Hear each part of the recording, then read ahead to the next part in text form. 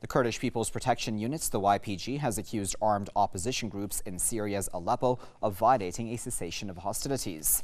The Kurdish group says militants resumed their fierce attacks and random bombardment. It said militants targeted the mainly Kurdish Sheikh Maksud district of Aleppo and other areas near the city. The Kurdish group earlier reported that Turkish forces violated the ceasefire by continuing their shellings of their positions in North Syria.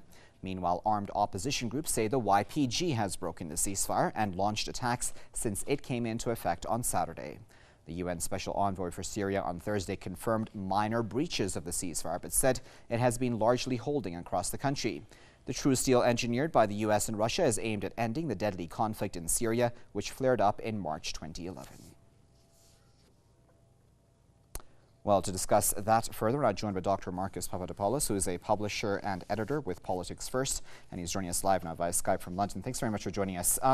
It's a case of he said, she said, obviously, in this case, but from the track record that we have of Turkey, it has been attacking the YPG for quite a while now. So how likely is it that it is to blame here?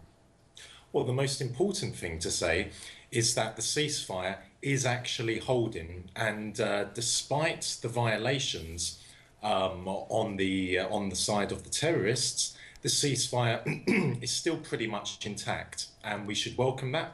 And we should do everything possible to try and ensure that the ceasefire becomes a permanent ceasefire in those parts of Syria. However, while it's regrettable, it's of no surprise that the terrorists in Syria are, for example, al-Nusra and elements of the so-called Free Syrian Army are continuing to receive support from Turkey. They're continuing to receive manpower, they're continuing to receive weapons, and they're continuing to receive money.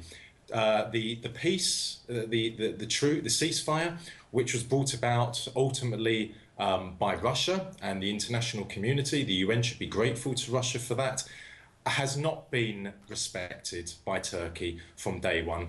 Turkey is an exceptionally dangerous country, and what we have seen in the last week is continuous Turkish support for terrorists in Syria, but also the Turkish military are still shelling the Syrian army, which is battling ISIS, and is still shelling the Kurds, the YPG, which is also battling ISIS. So regrettably, if the ceasefire breaks down, it won't be because of the Syrian armed forces or the Kurds. It will be because of the terrorists and the continuing support they receive from Turkey.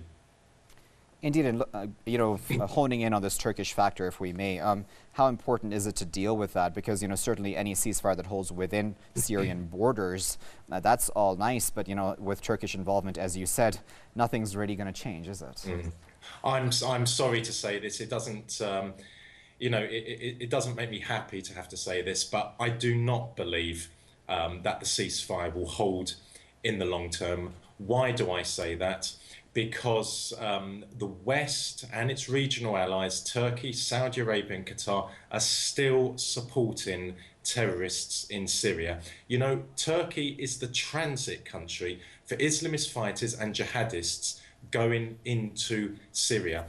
If the Turkish government, if the dreadful Erdogan was to close the Turkish-Syrian border, as I say, overnight, then perhaps, just perhaps, there could be an eventual permanent ceasefire in Syria, but that's not what's happening. The Russian government have made it very clear that Turkey is continuing to support the terrorists in Syria. So it's regrettable for me to have to say this, but I do believe still that in the long term, the only solution to the Syrian conflict is a military solution, because the terrorists in Syria are continuing to receive additional fighters, they're continuing to receive arms, they're continuing to receive intelligence information, logistical assistance and money.